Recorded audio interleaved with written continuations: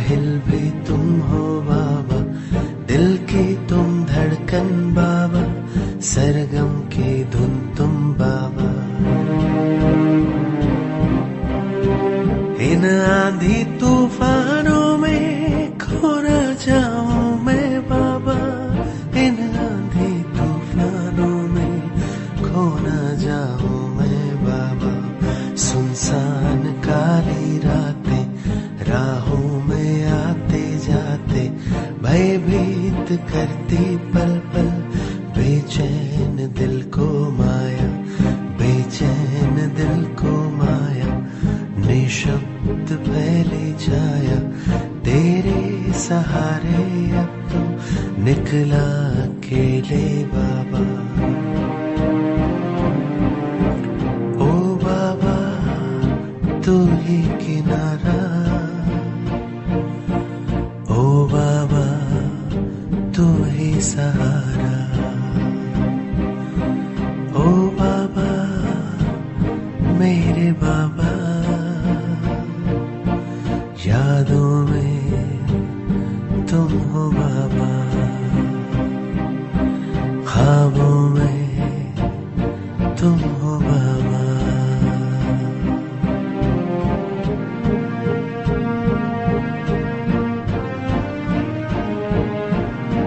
दर्द की दवा तुम बाबा, गम में सुकून तुम बाबा, सपनों की उड़ाने तुमसे, जीवन की राह तुम बाबा, सफर में खुशी तुम बाबा, जीने का सहारा बाबा। हर पल में तुम हो बाबा, धड़कन में तुम हो बाबा, जीवन में तुम हो बाबा, पल पल में तुम हो बाबा, हर पल में तुम हो बाबा, जीवन में तुम हो बाबा।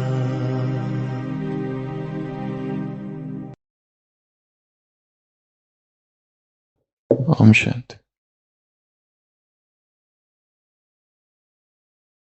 किसी गांव का तथाकथित धार्मिक पंडित जब मंदिर से लौट रहा था तो उस पंडित ने देखा आम का बगीचा है और रसीले आम लगे हुए हैं, पर बगीचा किसी और का था। पर आम को देखकर मुंह में पानी आ गया और उसने कहा अपने आप से कि कोई देख तो नहीं रहा है, क्यों ना कुछ आम। पहले उसने शब्द प्रयोग किया चुरा लूं, फिर कहा चुराना शब्द अच्छा नहीं है, क्योंकि ये प्रकृति की देन है और प्रकृति ने हम सब के लिए आम बनाए हैं, इसलिए हर आम पर हर व्यक्ति का अधिकार है, इसलिए मुझे आम खाने ही चाहिए।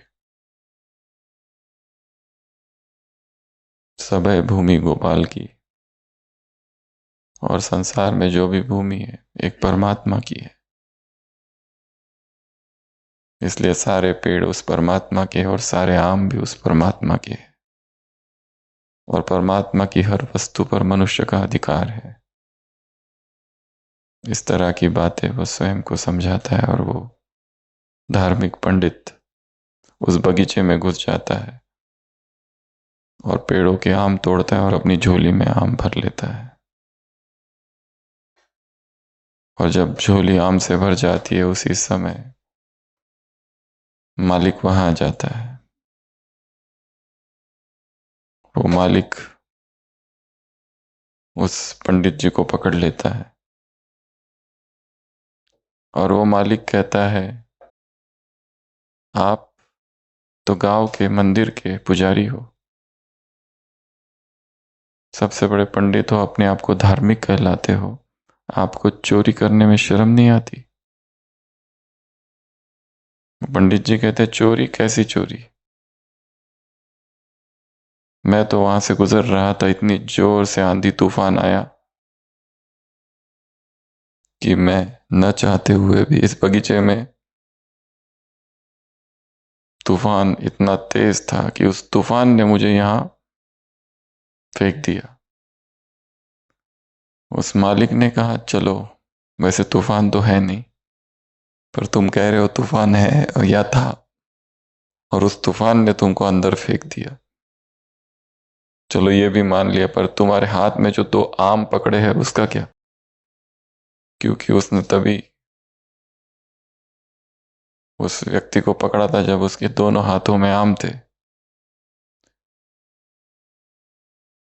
तब वो पंडित जी कहते, वही तो मैं तुमसे कह रहा था कि हवा इतनी तेज थी कि मैंने अपने आप को बचाने के लिए, रोकने के लिए दोनों आम पकड़ लिए। वैसे तो पेड़ की डालियां पकड़ना चाहता था, पर हाथ में आम आ गए।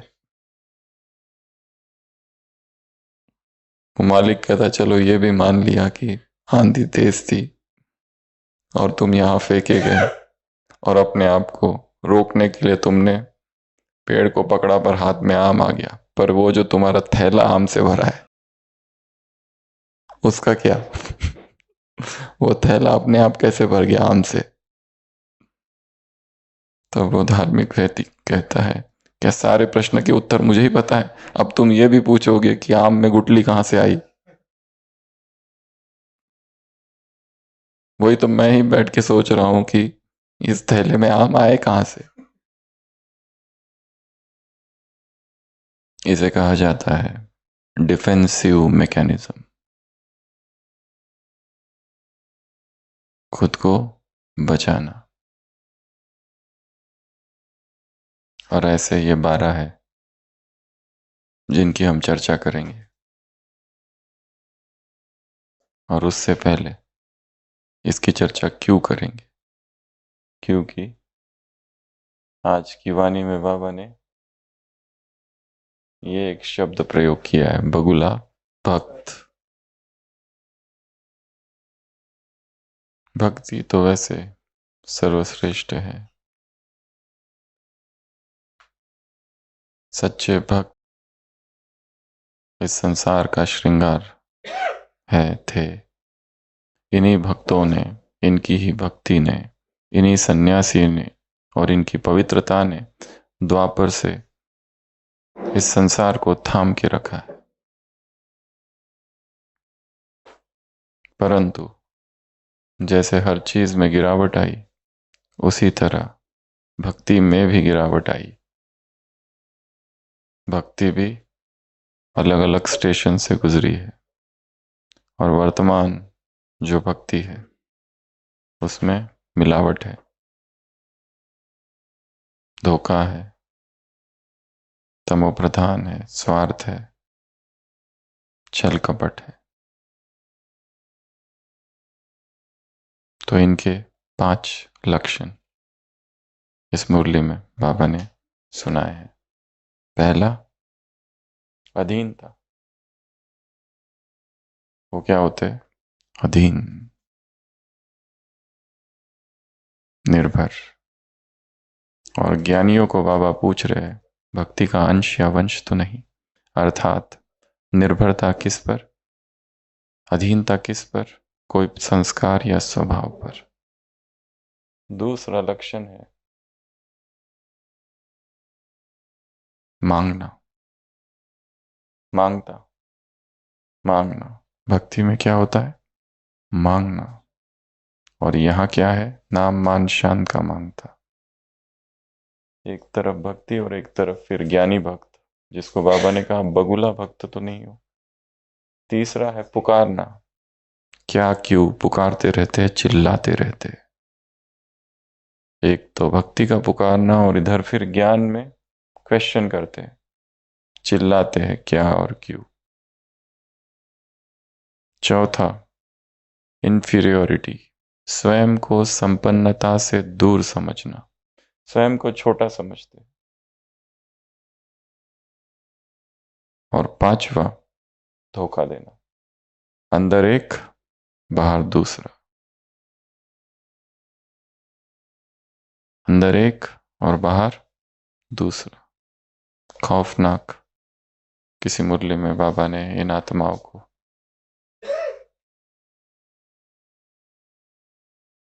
कहा था। तो ये 5 बातें हैं भक्ति की। बाबा ने कहा कि अपने आप में देखो, भक्ति का अंश, भक्ति का वंश तो नहीं है। ये है बगुला भक्त। सबसे पहली बात, अधीन, निर्भरता, अधीनता, डिपेंडेंट। स्वयं का अपना कोई डिसीजन नहीं है, स्वयं का कोई चिंतन नहीं है, कोई डिसीजन नहीं है। सारा चिंतन बाहर से लिया है, उधार लिया है। स्वयं का अपना कोई निर्णय जीवन का नहीं है। दूसरे कह रहे ये करो, वो करो, ऐसा करो, वैसा करो। वो है बगुला भक्त, जो अधीन है, किसी संस्कार के अधीन है, किसी व्यक्ति के अधीन है, किसी वस्तु के अधीन है, किसी विषय के अधीन है।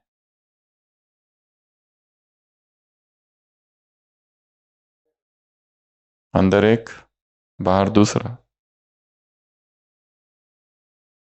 छल कपट का प्रतीक है। लोमड़ी, चालाक,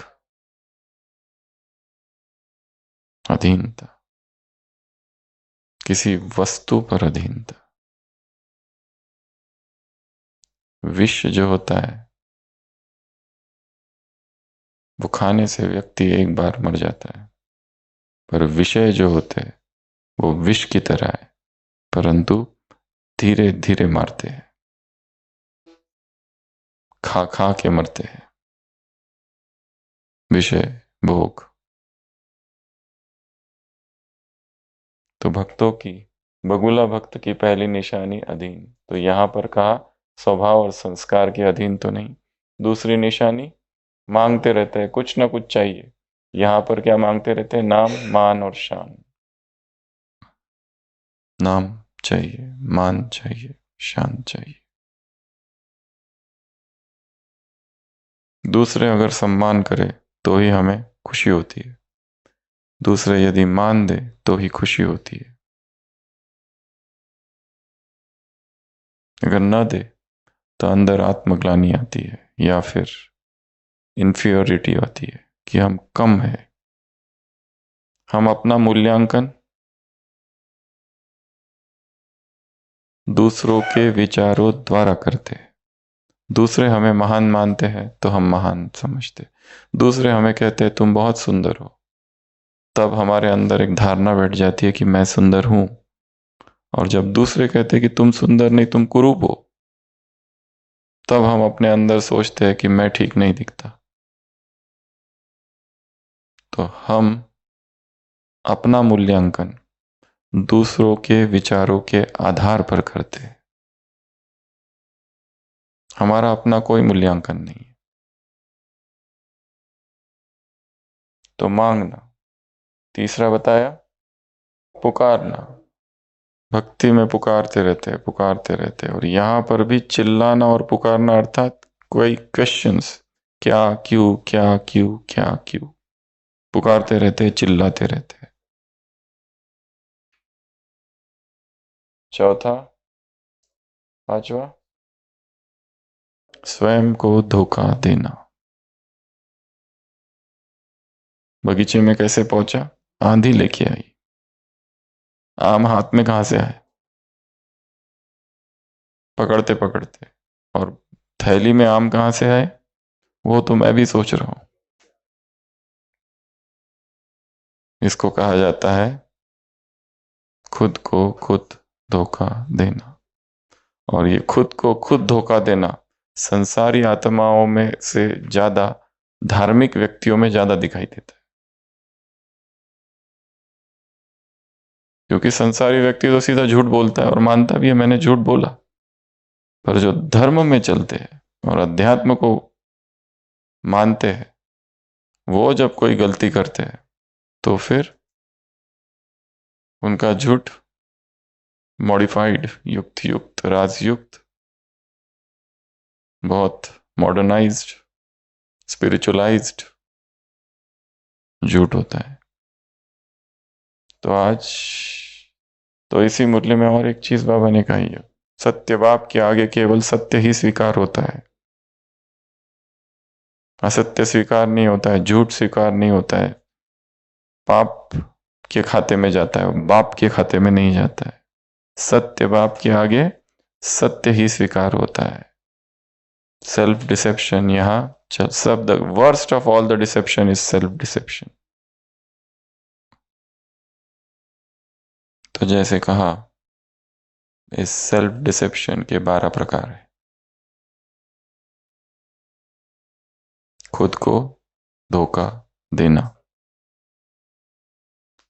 अंदर एक बाहर दूसरा। तो ये 5 निशानियां हैं बगुला भक्त की। बाबा ने कहा अपने अंदर देखो, अंश तो नहीं, वंश तो नहीं। तो वो 12 कौन कौन से हैं? सबसे पहला डिनायल। डिनायल अर्थात स्वीकार ही नहीं करता। व्यक्ति दिन रात दारू पीते रहता है, पर वो स्वीकार नहीं करता और ये कहता है कि मुझे हैबिट नहीं है, मैं जब चाहूं तब बंद भी कर सकता। चाय पीते तो है 3-4 बार चाय, पर अगर कहो कि चाय की तुमको आदत तो नहीं है, नहीं नहीं, अगर नहीं मिला तो भी चलेगा, अभी है इसलिए पी रहा हूं। तो इस बिहेवियर को कहा जाता है सेल्फ डिसेप्टिव बिहेवियर। इसे ऐसे 12 प्रकार है। तो सबसे पहला है डिनायल, स्वीकार ही नहीं करना। पेशेंट बीमार है पर वो स्वीकार ही नहीं करता, मन डिस्टर्ब्ड है पर स्वीकार ही नहीं करता है, सारे रिपोर्ट नॉर्मल है और कंप्लेंट ढेर सारी है। व्यक्ति स्वीकार ही नहीं करता कि बीमारी शरीर में नहीं है, मन में है। तो ये डिनायल कहा जाता है। दूसरा है रैशनलाइजेशन। जैसे कहानी में सुनाया, कितना सारा रैशनलाइजेशन कर दिया। ये संसार का कोई व्यक्ति होता तो कहता था कि मैंने चोरी की, परंतु ये धार्मिक पुजारी और पंडित है, इसलिए उसको इतनी बड़ी कहानी बनानी पड़ी। अपने मन को भी कितना समझाना पड़ा, सवै भूमि गोपाल की, सारे आम परमात्मा के हैं, पेड़ सारे उसके हैं, और हम ना खाए तो कौन खाएगा। अपने मन को इतनी बड़ी कहानी बनानी पड़ी, दूसरों को इतनी बड़ी कहानी सुनानी पड़ी। इसे कहा जाता है रैशनलाइजेशन। लेट क्यों हो गए? बारिश आ गई, पर जब निकल रहे थे तब बारिश नहीं थी और ना ही कोई उसका ये था, ट्रैफिक थी इसलिए लेट। साइकिल से आ रहे थे, साइकिल का टायर ही पंक्चर हो गया। बस से क्यों नहीं आए? बस का भी टायर पंक्चर होता है, पर कभी कभी पेट्रोल ही खत्म हो गया, क्या करें अब। कपड़े ही गीले थे, क्या पहने। चप्पल ही टूट गई आते आते, क्या करें। इन सबको कहा जाता है rationalisation. Second, third, projection. Third क्या है? प्रोजेक्शन। प्रोजेक्शन अर्थात मैं दूसरों से ईर्ष्या करता हूं, पर कहता हूं वो मुझसे ईर्ष्या करता है। करता मैं हूं कि आगे क्यों बढ़ रहा है, पर कहना क्या दूसरों को कि वो मुझसे ईर्ष्या करता है कि मैं आगे क्यों बढ़ रहा हूं। इसको कहा जाता है प्रोजेक्शन। स्वयं स्वयं को धोखा देना, अंदर एक बाहर एक, सत्य बाप के सामने झूठ स्वीकार नहीं होता। ये सारे मुरली के महावाक्य है। तो उसमें प्रोजेक्शन भी एक आता है। चौथा, डिस्प्लेसमेंट। बॉस ने आपको डांटा, आप जाके पत्नी को डांटते और पत्नी बच्चों को डांटती है। बच्चे उसके जो फ्रेंड्स है छोटी उम्र वाले और कमजोर, उसको पकड़कर पीटते हैं या तो कुत्तों को मार के आते हैं। इसको कहते हैं डिस्प्लेसमेंट। बॉस के सामने तो कुछ बोल नहीं सकते, बॉस ने जो हमको सुनाया वो जाकर हम अपने जूनियर को सुनाते। बॉस ने कहा तुमको समझता नहीं, तुमको डिसिप्लिन में रहना चाहिए।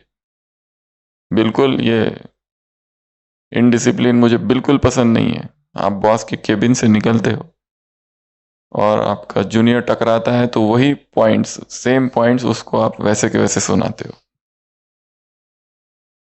इसे कहा जाता है डिस्प्लेसमेंट। यह भी एक क्या है, डिफेंसिव बिहेवियर है। अगला रिप्रेशन, दबा देना। अंदर बहुत दर्द है, बहुत पीड़ा है, पर उसको दबा दिया है, खत्म नहीं किया है, दबाया है, इसलिए वो बीच बीच में निकलते रहता है। किसी ने बहुत हर्ट कर दिया, हम हर्ट हो गए, दुखी हो गए, पर हम दिखा नहीं रहे कि हम हर्ट हो गए, पर हुए हैं। पर क्यों नहीं दिखा रहे? ज्ञान, योग, स्थितप्रज्ञ योगी, ब्राह्मण परिवार, रोना नहीं। दूसरों को हमने अपने आप को ज्ञानी सिद्ध किया है। स्वामी विवेकानंद की जो बहन थी उसकी मृत्यु हो गई थी तो वो रोने लगे। बाकियों ने कहा अरे तुम सन्यासी हो, सन्यासी हो के रोते हो। उन्होंने कहा मैं सन्यासी हूं, दीवार थोड़ी ना हूं, तो निकल जाने दो आंसू। दबाव नहीं, हम ज्ञानी है। बाबा ने कहा है रोना प्रूफ करो, पर अंदर दर्द है, अंदर दुख है। जब तक वो बाहर नहीं निकलेगा मुक्ति नहीं है। कैथारसिस जब तक नहीं होगा, निकल जाना चाहिए पूरा। रिप्रेशन अर्थात सप्रेस किया हुआ, दमन हुआ है। रिप्रेशन मतलब दमन, दमन किया है, भावनाओं का दमन किया। इच्छाएं बहुत थी पर सब दब गई। इच्छाएं बहुत थी, ये करूं वो करूं। इच्छाओं को टेम नहीं किया, ट्रेनिंग नहीं दी, डोमेस्टिकेट नहीं किया है। वो अभी भी जंगली है, पालतू नहीं बनाया उनको। जब बाहर निकलती है तो तूफान मचाती है। तो इसे कहा जाता है दमन। यह भी एक झूठ का ही प्रकार है, क्योंकि इसमें आप अंदर एक और बाहर दूसरा है। अंदर से दिखा रहे नहीं नहीं नहीं नहीं, 1 लाख का गुप्त दान किया है, पर मंच संचालक को कहा कि इतना तो अनाउंस करो कम से कम कि 1 लाख का गुप्त दान किया है। गुप्त, बाकी मुझे चाहिए कुछ नहीं, पर कम से कम इतना तो बताओ कि किसी ने 1 लाख का गुप्त दान किया है। मंच संचालक ने अनाउंस किया कि किसी ने, एक महान विभूति ने, धार्मिक व्यक्ति ने 1 लाख का इस भक्ति सत्संग के लिए गुप्त दान किया है। हजारों की सभा बैठी है, पर इतने से चैन थोड़ी ना आता है। अब ये बताना थोड़ा सा कि वो जिसने किया है वो इसी सभा में है कहीं, तो इतना तो बताओ। तो कहता है नाम भी बता, नहीं नहीं नाम थोड़ी ना बताना होता, गुप्त दान है। चलो ठीक है, संचालक ने अनाउंस किया कि कोई एक महानुभाव है जिसने हमारी संस्था को 1 लाख का गुप्त दान है, और वो व्यक्ति आज हमारी ही सभा में बैठे हैं। पर इतने से भी चैन थोड़ी ना हुआ, चैन नहीं मिलती। थोड़ा और बताओ कुछ कि जिसने गुप्त दान किया है वो सभा में तो है और मंच पर बैठे हैं इस समय। तो नाम ही बता देता हूं, नहीं नहीं नाम नहीं बताना, क्योंकि दान कैसा है, गुप्त। अनाउंसमेंट हुई फिर से कि एक महानुभाव ने 1 लाख का गुप्त दान किया है और वो हमारी ही सभा में है, और वो इस समय मंच पर बैठे हैं, तालियों की गड़गड़ाहट। पर इससे चैन थोड़ी ना मिला। थोड़ा इतना तो बताओ कि वो मेरे बाजू साइड में बैठे हुए हैं। फिर से बताया कि वो मेरे बाजू ही बैठे हैं, पर उससे भी चैन नहीं मिली ना। बाजू में चौथे नंबर पर बैठे हैं। फिर से तालियां बजी। तो नाम ही बता देते, पर नाम नहीं बताना, क्योंकि दान कैसा है, गुप्त है। तो ये है। और बैंक में जब चेक लेके गए तो पता चला उसमें नाम ही नहीं है चेक पर। तो बोले कैसे कि नाम ही नहीं है? तो बोले गुप्त दान तो है ना, वो तो पहले ही तो बोला था। अगला, इंटेलेक्चुअलाइजेशन, मतलब जो मेन मुद्दा है उसको छोड़कर तर्क वितर्क पे चले जाना। जो इमोशंस है उसको हटाकर तर्क तर्क तर्क तर्क करना। जैसे कि कोई एक्सीडेंट हो गया और कोई ब्लीड कर रहा है, तो इंटेलेक्चुअलाइजेशन, कहाँ एक्सीडेंट हुआ, क्यों एक्सीडेंट हुआ, तुम किस तरफ से चल रहे थे, उस समय पेशेंट का ट्रीटमेंट करना आवश्यक है। पर यह इंटेलेक्चुअलाइजेशन है। जो बाकी के इंटेलेक्चुअल प्रश्नों में जा रहे हैं, उस समय आवश्यकता क्या है, तुरंत इलाज करना या तुरंत मदद करना, बजाय इसके कि बाकी और प्रश्न पूछते रहना। संडे की मुरली, आग, तो वो ये थोड़ी ना पूछते किसने लगाई, वो कहाँ है, उसको पकड़ो पहले जिसने आग लगा के भाग गया। वो नहीं पूछते। उस समय उनका कर्तव्य क्या है, आग को बुझाना, without any intellectualisation, provide help. तो ये करना, ये भी अपनी जिम्मेदारियों से दूर भागना या एक अलग प्रकार का डिफेंस माइंड का मैकेनिज्म है। अगला है मिनी मिनिमाइजेशन। मिनिमाइजेशन अर्थात सीरियस बात हुई है पर बहुत हल्के में लेना। बहुत सीरियस बात है, अपनी बड़ी गलती को ऐसे दिखाना कि ये तो बहुत ही छोटा है। अपने बड़े पाप को ऐसे दिखाना ये पाप है ही नहीं। इसको कहते हैं मिनिमाइजेशन। बहुत सारा पी रखा है किसी ने, उसको कहते हैं किसी ने थोड़ा सा ही लिया है, and I am fine to drive. इसको कहते हैं मिनिमाइजेशन। हमसे बड़े बड़े पापी तो कितने हैं यहाँ, हमारा तो कुछ भी नहीं है। वो अलग, ये अलग। ये मिनिमाइजेशन 7 नंबर का है। मिनिमाइजेशन अपनी नहीं, छिपाना नहीं, बताना, पर उसको इतना नहीं समझना ये छोटा है, कम बताना उसको। है बहुत बड़ी सीरियस गलती, पर उसको बिल्कुल ऐसे बताना जैसे कुछ भी नहीं है। हो गया, ऐसे कहते कहते समय भी ये रियलाइजेशन नहीं है कि ये बहुत बड़ी गलती है या पाप है। पश्चाताप का तो है ही नहीं कुछ, जीरो पश्चाताप। भूख लग गई थी तो थोड़े देखे बाहर, खा लिया बाबा की याद में, दृष्टि देकर। मजबूरी की हालत में, बाबा ने कहा है मजबूरी की हालत में खा सकते हैं दृष्टि देकर। बाबा का ये महावाक्य का तुरंत आंखें बंद करके स्मरण किया, फिर बाबा को याद किया और समोसा लिया और बाबा की याद में धीरे धीरे खा लिया। मिनिमाइजेशन। बिस्किट खाते रहते हैं, सब कुछ खाते रहते हैं। मशीन का है, अपने आप काम करती है कि मशीन। अगला, ब्लेम शिफ्टिंग। ये मुझे प्रमोशन क्यों नहीं मिल रहा है, बता रहे बॉस ही ठीक नहीं है, बाकियों को प्रमोशन देता है, मुझे प्रमोशन नहीं देता है। सारा ब्लेम शिफ्ट कर देना। ब्लेम गेम सबसे ज्यादा गेम है ये। सबसे जास्ती खेला जाने वाला गेम कौन सा है दुनिया में, ब्लेम गेम। दूसरों को ब्लेम करना। क्यों नहीं कर पाए, हमारे पेरेंट्स ही ऐसे थे, बचपन से उन्होंने अच्छे स्कूल में डालना चाहिए था, इंग्लिश मीडियम में, वो नहीं किया। पेरेंट्स को ब्लेम, कंपनी को ब्लेम, डिपार्टमेंट को ब्लेम, ऑफिस को ब्लेम। हर व्यक्ति जहां काम कर रहा है, जिस डिपार्टमेंट में काम कर रहा है, जो सेवा कर रहा है, वो उसने अपने संकल्पों द्वारा, अपने अहंकार द्वारा, अपनी योग्यता द्वारा या अपनी कमजोरी के द्वारा या विशेषता द्वारा अर्जित किए वो स्थान,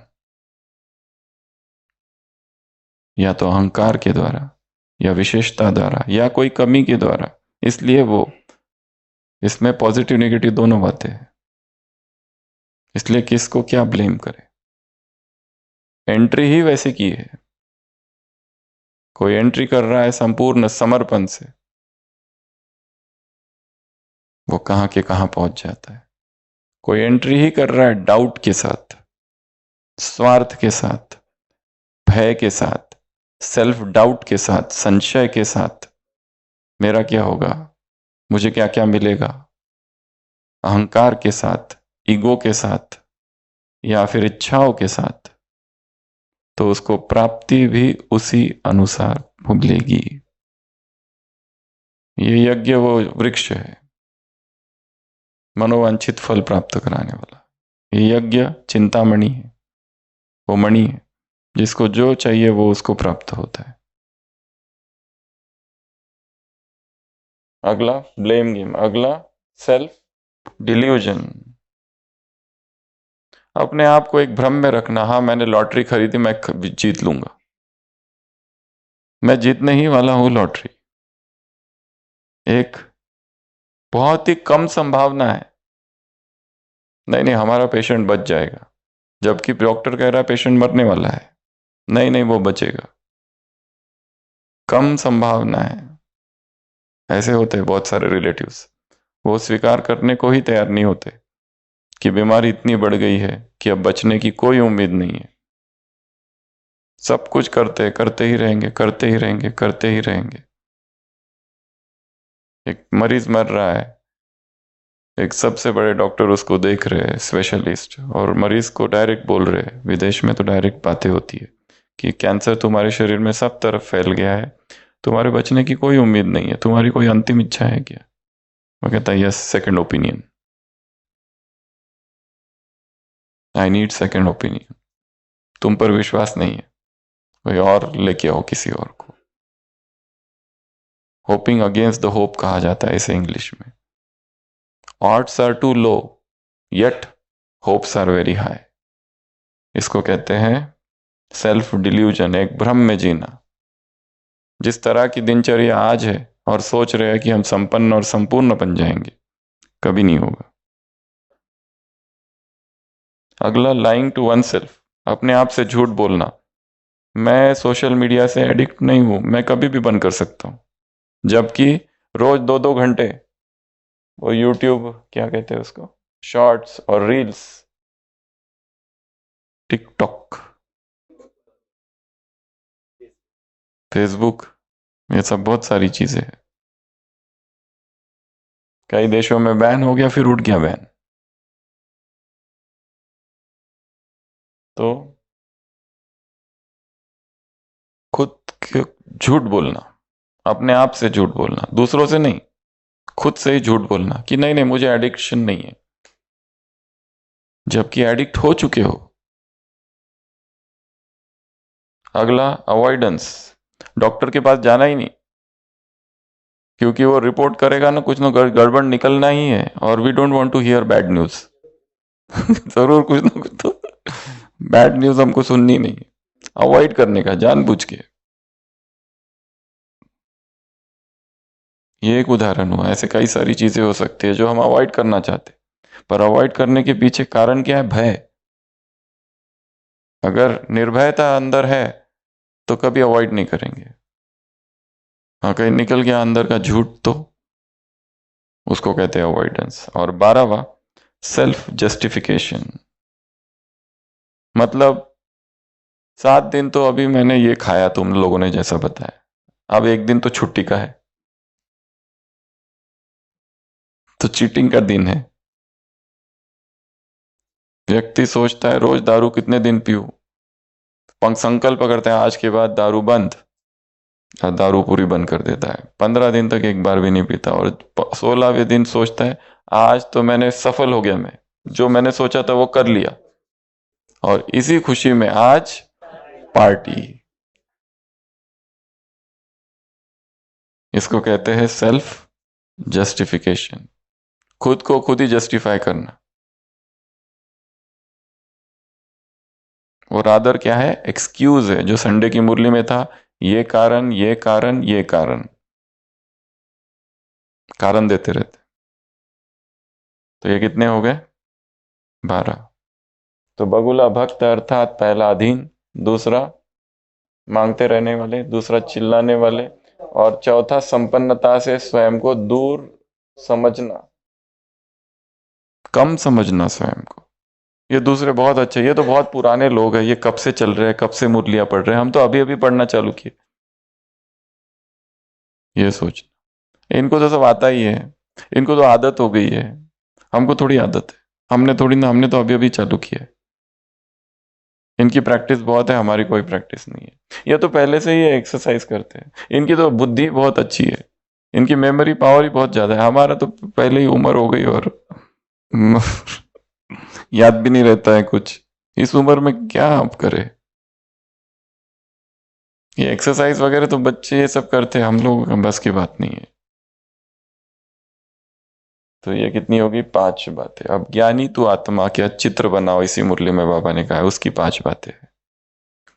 तुमको क्या करना है, जैसे श्री कृष्ण का चित्र है, उसमें ताज तख्त और तिलक दिखा है, जैसे श्री कृष्ण का तिलक है, गोल्डन स्पून इन माउथ, जैसे श्री कृष्ण का चित्र है, हेल्थ वेल्थ एंड हैप्पीनेस, जैसे श्री कृष्ण का चित्र है, प्रकृति जीत है, माया जीत है, संपन्न है, संपूर्ण है, वैसे ही तुम अपना ज्ञानी तू आत्मा का चित्र बनाओ। उसमें 5 बातें, ताज, तख्त, तिलक, स्पून और गहने। पहला है ताज, वो भी 2 ताज है। कौन कौन से 2 ताज, एक तो विश्व कल्याणकारी की जो जिम्मेवारी है उसका ताज, वो ताज पहने हुए। दूसरा ताज प्यूरिटी का ताज। दूसरा तख्त है, तख्त कौन सा, दिल, भगवान के दिल के तख्त पर कौन बैठ सकते हैं, जो अव्यक्तवाणी, भगवान के दिल तख्त पर कौन बैठ सकते हैं, जो मास्टर सर्वशक्तिवान के समान के सीट पर स्थित है। ये किसी और मुरली में था। तो यहाँ 2 तख्त बताए, एक तो साक्षी का तख्त और दूसरा दिल तख्त। और तिलक, तिलक एक ही बताया, पर तिलक तो बहुत सारे हो सकते हैं, यहाँ आत्मिक स्मृति के स्वरूप के स्मृति का तिलक, पर तिलक बहुत सारे हैं। अगला गहने, ज्ञान के गहने, गुणों के गहने। और फिर गोल्डन स्पून इन माउथ, अर्थात सारी जो संपत्ति है, वो सारी संपत्ति गिनाई है, जो बाप की संपत्ति वो तुम्हारी संपत्ति। तो ज्ञानी तो आत्मा का बाबा ने क्या कहा, एक चित्र बनाओ, जैसे श्री कृष्ण का चित्र। ये चित्र बनाओ, ये चित्र जब बन जाएगा, जब मूर्ति बन जाएगी, तब पर्दा खुलेगा। और खंडित मूर्ति अर्थात जिसमें कमी आए, खंडित मूर्ति की पूजा नहीं होती। तुम्हें दर्शन मूर्ति बनना है, तुम्हें संपन्न मूर्ति बनना है। दर्शन मूर्ति, संपन्न मूर्ति, अखंडित मूर्ति, तो ही तुम भविष्य में ये जो चित्र होगा तब वो चित्र उधर होगा। अभी निर्विवाद राजा बन जाओ।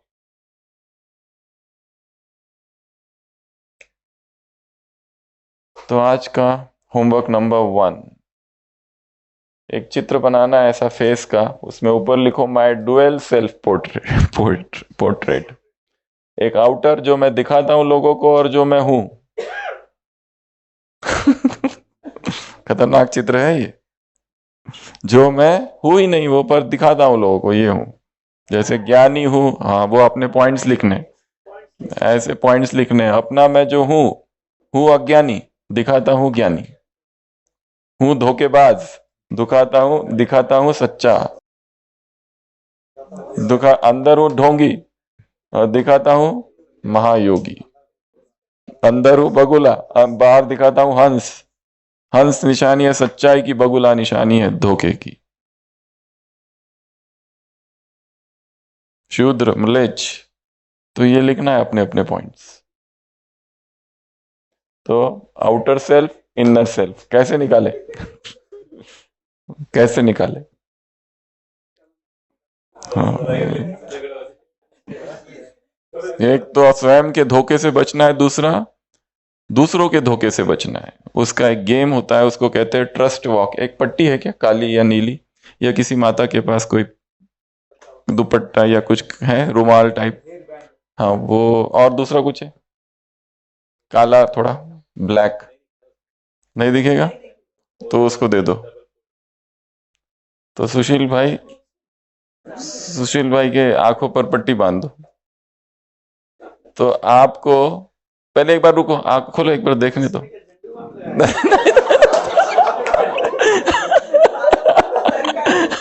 इसको कहते हैं ट्रस्ट वॉक। पहले आपको सुशील भाई देख लो, तो आपको क्या करना है, आपको पहले वो पीछे नागराज भाई है वहां तक पहुंचना है, ठीक है? और ये सारी सभा आपको भ्रमित करेगी, मिसगाइड करेगी आपको, इधर जाओ उधर जाओ। एक्चुअली ये गेम बड़े हॉल में खेला जाता है, पर हम यही खेलेंगे। तो बीच में जितनी पब्लिक है वो आपको गलत मार्ग बताएगी, पर आपको सुनना नहीं है, सुनना है अपने मन की। आपको कहेंगे इधर जाओ उधर जाओ, इधर से पलटो उधर से पलटो, और हम लोग जानबूझकर आपके मार्ग में विघ्न उत्पन्न करके रखेंगे, घुमा घुमा के। तो एक भाई इधर बैठ जाओ, एक भाई उधर बैठ जाओ, कोई भी भाई को टच नहीं करना है आपको, आप इधर चले जाओ।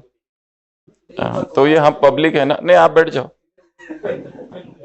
आपको उठना नहीं है, इधर उधर आप उधर चले जाओ, आप एक इधर चले जाओ, बीच में इधर उधर हो जाओ सारे। आशीष भाई आप बीच में खड़े हो जाओ, विघ्न। हाँ, हाँ। तो पट्टी बांध दो। तो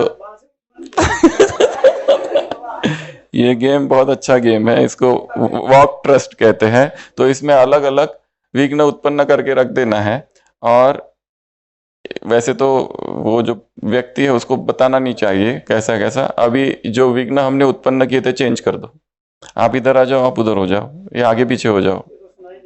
नहीं पर आप दिखाई थोड़ी दे रहा है आपको। तो अभी आप इधर पीछे आ जाओ, खड़े हो जाओ, पर गिरने मत देना। सुशील भाई आप खड़े हो जाइए, हाँ अब ले गोल घुमा दो, हाँ बस। अच्छा। तो अभी हम लोग आपको गाइड करेंगे, आपको पहुंचना है पीछे, ठीक है? तो आप पीछे मुड़ जाओ अभी। हाँ नहीं बस चलो ठीक है। तो अभी आपको वो नागराज भाई तक पहुंचना है, तो आप एक काम करो, अपने लेफ्ट में चलो थोड़ा सा। नहीं हमारी बातें आपको सुननी, आपको अपना चलना है।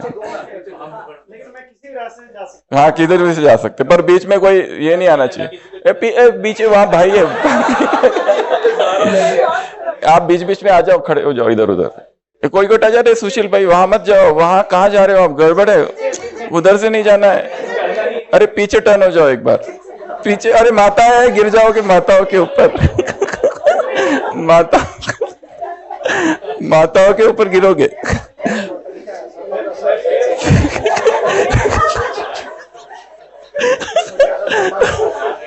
अरे वहां नहीं है।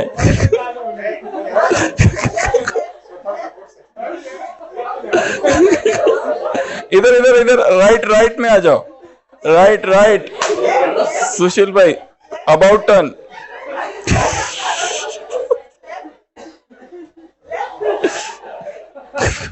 हाँ अभी ठीक है, अभी सीधा चलो, अभी सीधा, हाँ एकदम सीधा, हाँ अभी बराबर है। थोड़ा और आगे, अरे वहां नहीं, वो भाई है। We have to misguide him, right proper चल रहे हो। हाँ अभी ठीक है, सही है। बस नागराज भाई आ ही गए, 2 मिनट के आगे नागराज भाई है। हाँ बस आगे। आप टर्न मत करो, रविनेश भाई आप मत टर्न करो, रविनेश भाई आप टर्न मत करो। आप क्यों, उसको गाइड नहीं करना है आपको? रविनेश नहीं, पीछे सुशील भाई टर्न बैक। नहीं वो ऑलरेडी पहले गेम अच्छा चल रहा था, बीच में रविनेश भाई ने बिगाड़ दिया।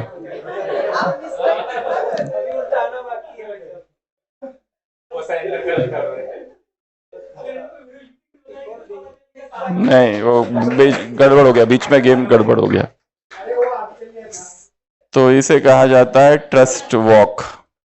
एक है खुद को धोखा देना, एक है दूसरों को धोखा देना। पर जब दूसरे हमको धोखा दे तब हम उनके धोखे में, बहकावे में न आए। तो ये थी आज की 2 पॉइंट्स, एक बगुला भक्त, एक ज्ञानी तो आत्मा का चित्र। तो आपको ये चित्र आज निकालना है, उसमें अपनी अपनी पॉइंट्स डालनी है। और ये है 12 टाइप के सेल्फ डिसेप्टिव बिहेवियर। इसी मुरली में और एक चीज कही है बाबा ने, और जो बहुत पावरफुल चीज है, ये स्मृति दिवस है। कब की मुरली है? 12 तारीख की मुरली है। तो इसमें बाबा ने कहा है कि जैसे शांति स्तंभ है और उसमें अलग अलग लिखा हुआ है, तो तुम भी क्या बन जाओ? शांति स्तंभ मैं हूं, ज्ञान स्तंभ मैं हूं, शक्ति स्तंभ मैं हूं, पवित्रता स्तंभ मैं हूं। ऐसे स्तंभ बन जाओ जो कोई हिलाए नहीं। ऐसे स्तंभ बन जाओ कोई हिलाए नहीं। तो आज अभ्यास कौन सा करना है? जब शांति स्तंभ पर जाओगे, जो यहां रहते हैं वो स्थूल में और जो बाहर रहते हैं वो मनसा में। क्योंकि हमारा इस भट्टी का 21 दिन की एक होमवर्क क्या है, एक टारगेट क्या है? रोज 4 धाम की यात्रा करना है। तो जैसे शांति स्तंभ पर जाओगे, तो जब शांति स्तंभ के सामने खड़े हैं तो क्या सोचो? मैं शांति स्तंभ हूं। जब ज्ञान स्तंभ के सामने जाओगे तो क्या सोचो? मैं ही ज्ञान स्तंभ हूं। जब शक्ति स्तंभ के जाओगे तो सामने क्या सोचोगे? मैं शक्ति स्तंभ हूं और मैं पवित्रता स्तंभ हूं। या फिर ये जो शांति स्तंभ का चित्र है वो निकाल के आप उसमें बीच में अपना चित्र डाल दो। एक क्या करना है? अपना ही एक चित्र डाल देना है यहां पर, फोटो चारों तरफ। तो ये शांति स्तंभ, ये ज्ञान स्तंभ, ये शक्ति स्तंभ और इधर पवित्रता स्तंभ। निश्चय में ही विजय है। सुखदेव भाई, ये शांति स्तंभ पर कहां लिखा है? पुरुषोत्तम भाई, निश्चय में ही विजय है, ये शांति स्तंभ पर कहां लिखा है? शक्ति स्तंभ पे किधर? अगर इनका तो कहना है सामने लिखा है, मतलब शांति स्तंभ के वहां लिखा है। नहीं, इनका कहना है शांति स्तंभ के वहां लिखा है। पवित्र, इनका कहना है पवित्रता के सामने लिखा है, उनका कहना है शांति के सामने, आपका कहना है शक्ति स्तंभ। शक्ति स्तंभ में राइट या लेफ्ट? इस साइड, करेक्ट। जिस तरफ पवित्रता स्तंभ है, शक्ति स्तंभ के इस तरफ लिखा हुआ है निश्चय में ही विजय है। तो ध्यान से, आप रोज चक्कर लगा रहे हो ना मनसा, तो वो मनसा जब चक्कर लगाते हो पढ़ना भी है। अब गफलत नहीं करो।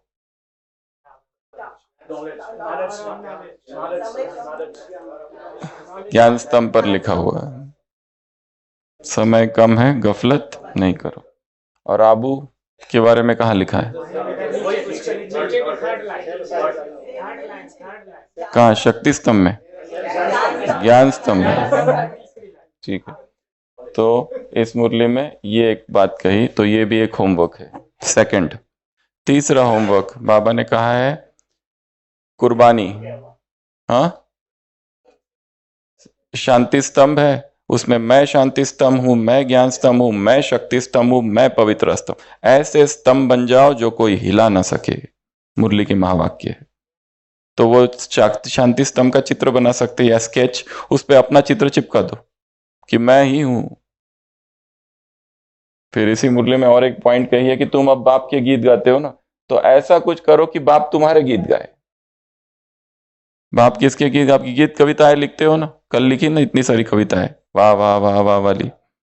तो वैसे बाप तुम्हारी कविताएं लिखे।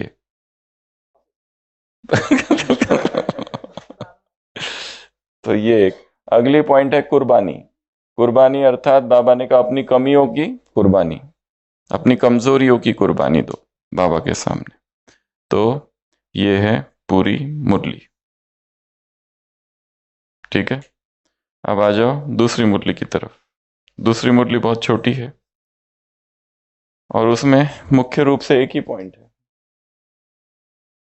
तुम्हें 2 प्रकार की सेवाएं हैं। एक तो है दान करने की सेवा, ज्ञान दान करने की सेवा, ज्ञान देने की सेवा, महादानी बनना।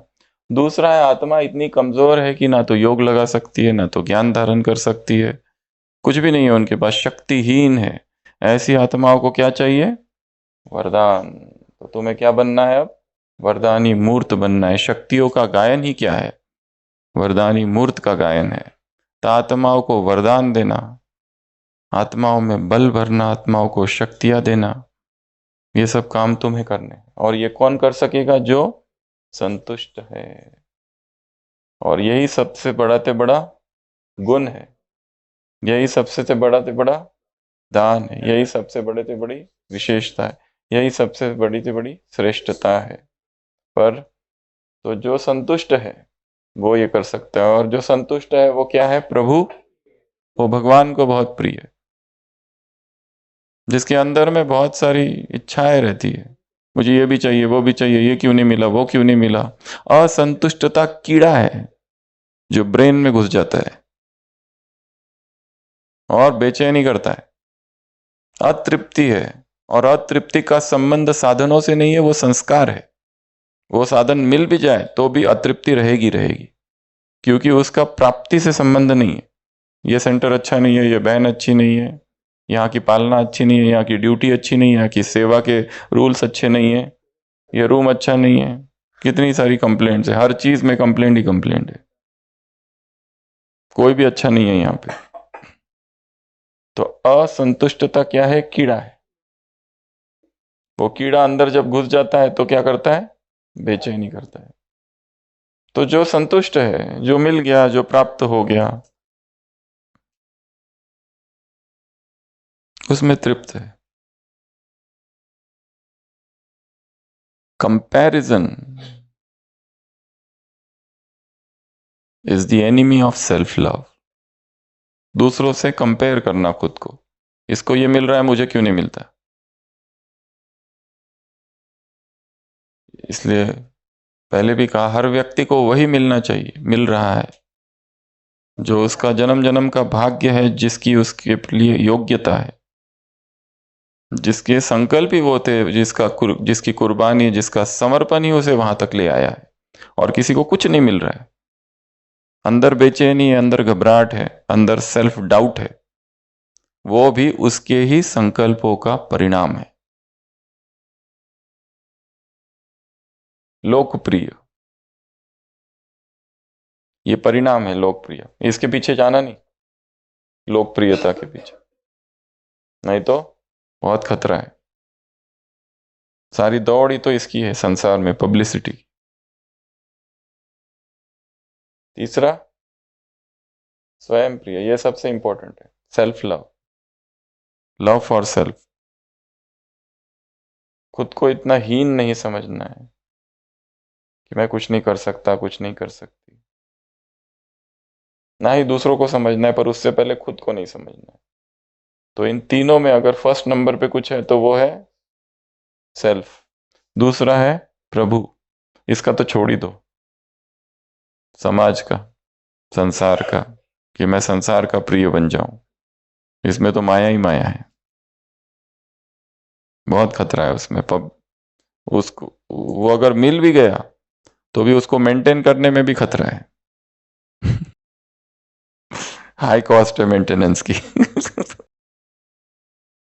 तो ये दूसरी मुरली थी। टीचर से मुलाकात की बातें हैं तो वो सब सेल्फ स्टडी करनी है।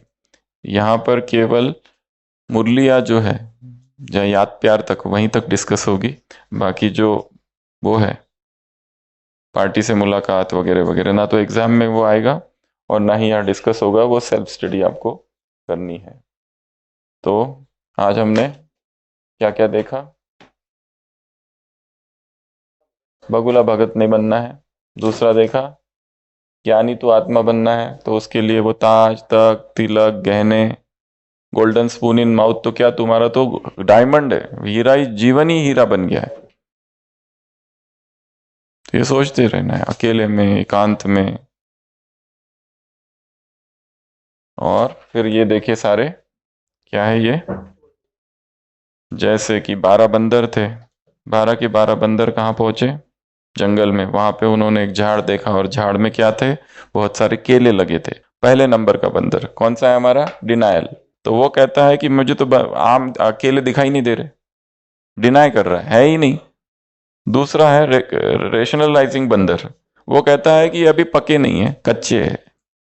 तीसरा प्रोजेक्टिंग, वो कहता है ये दूसरे बंदरों ने चुरा लिए, इतने ज्यादा थे पहले कि खुद ही चुराए हैं, पर ब्लेम किसको कर रहा है? दूसरों को। प्रोजेक्टिंग। डिस्प्लेसमेंट, उसको मिले नहीं तो बाजू के पत्थर को जाके किक मार रहा है, डिस्प्लेसमेंट, इधर का गुस्सा उधर। फिर रिप्रेसिंग, वो तो भूल ही गया कि बंद, ये भी देखा है सॉ द बनाना करके, अंदर ही छिपा दिया उसने वो को कि मैंने अंदर ही है। Forgot she saw the bananas, banana देखे ये भी भूल गए या फिर दबा दिया अंदर।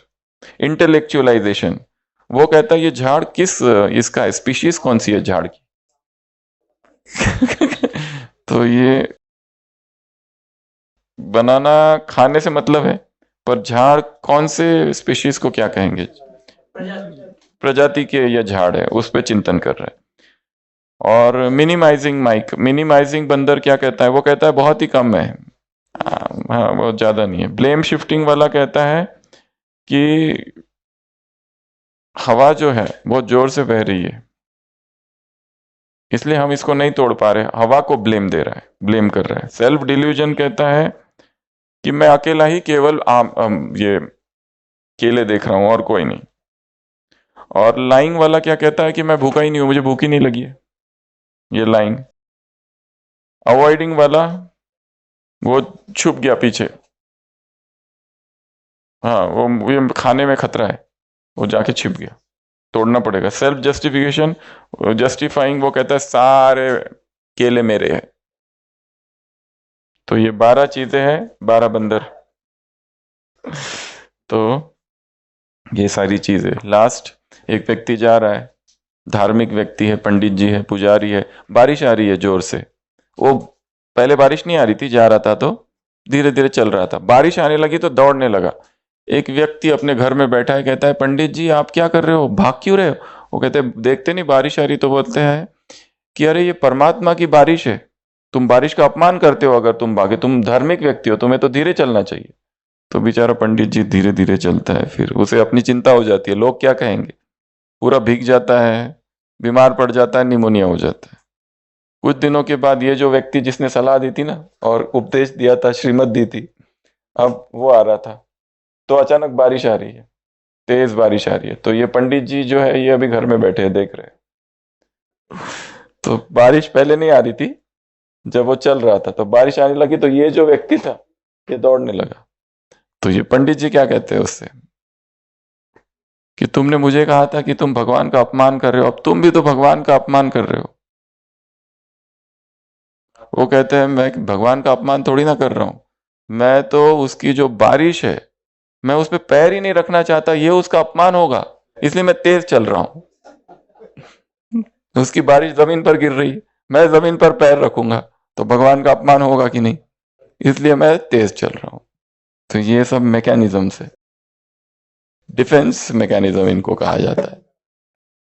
सेल्फ जस्टिफिकेशन, कोई भी इन 12 में से अपने आप को, इसको सेल्फ जस्टिफाई किसी में भी डालो, डिनायल, तो ये सारे व्यक्ति अनकॉन्शियसली यूज करते रहता है, ये टूल्स है अपने आप को बचाने के लिए। क्या हो गया, क्लास में नहीं दिखते आजकल?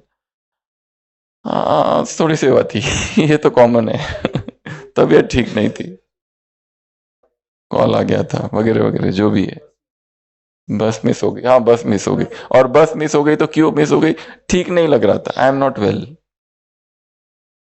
नॉट फीलिंग वेल, रात को देरी से सोए, पेशेंट आ गए थे, क्या करे, थक कितने गए थे।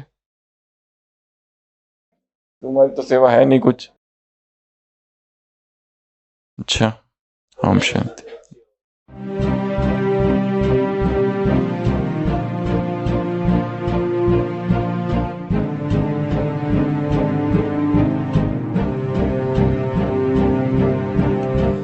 यादों में तुम हो बाबा, ख्वाबों में तुम हो बाबा, जीवन तुम्हीं से बाबा, हर सांस तुम हो बाबा, सागर भी तुम हो बाबा, साहिल भी तुम हो बाबा, दिल की तुम धड़कन बाबा, सरगम की धुन तुम बाबा।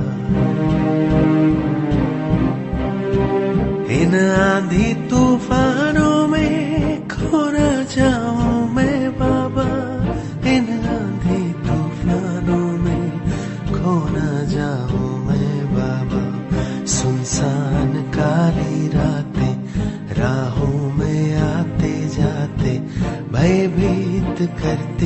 पल पल बेचैन दिल को माया, बेचैन दिल को माया, निशब्द फैली छाया, तेरे सहारे अब तो निकला अकेले बाबा। ओ बाबा तू ही किनारा, ओ बाबा तू ही सहारा, ओ बाबा मेरे बाबा, यादों में तुम हो बाबा, ख्वाबों में तुम हो बाबा।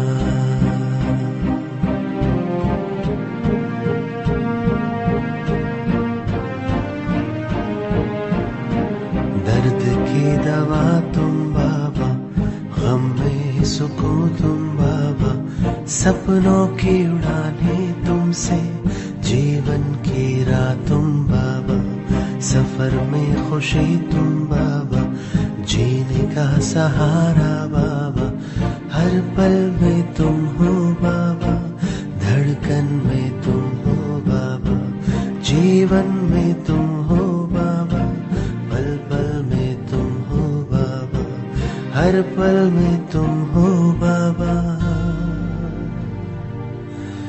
जीवन में तुम हो बाबा।